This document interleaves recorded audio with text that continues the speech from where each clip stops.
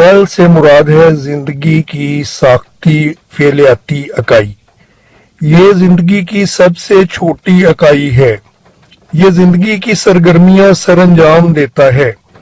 Multi cellular जानदारों के building blocks को cell कहा जाता है। सेल को सबसे पहले रॉबर्ट हुक ने 1665 में दरियाफ्त किया।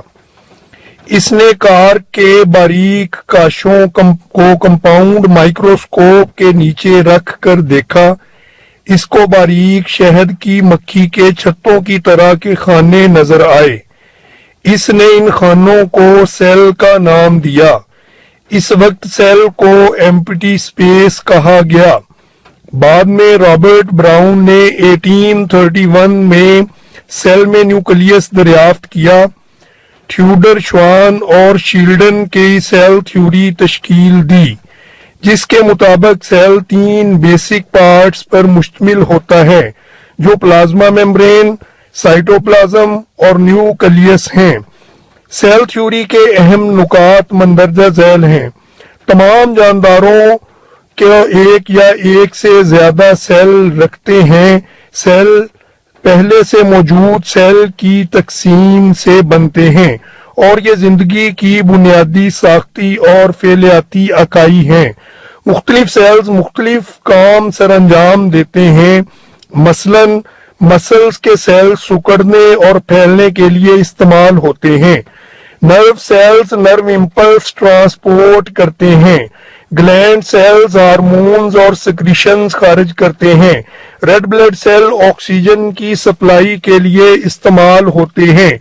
दूसरी तरफ पौधों में जाइलम सेल्स पानी की तरसील करते हैं और फ्लोएम सेल्स खुराक को ट्रांसपोर्ट करते हैं। सेल का स्ट्रक्चर लाइट या इलेक्ट्रॉन माइक्रोस्कोप से स्टडी किया जा सकता है। मॉडर्न टेक्नोलॉजी की मदद से सेल फ्रैक्शनेशन टेक्निक को इस्तेमाल किया जा सकता है। इस टेक्निक के जरिए सेल के मुख्तलिफ पार्ट्स को यानी इसके कंपोनेंट और ऑर्गेनेलीज को अलग अलग करके इनके स्ट्रक्चर और फंक्शंस को तफसील से पढ़ा जा सकता है। टिश्यू को स्पेशल इंस्ट्रूमेंट के जरिए तोड़ा जा सकता है।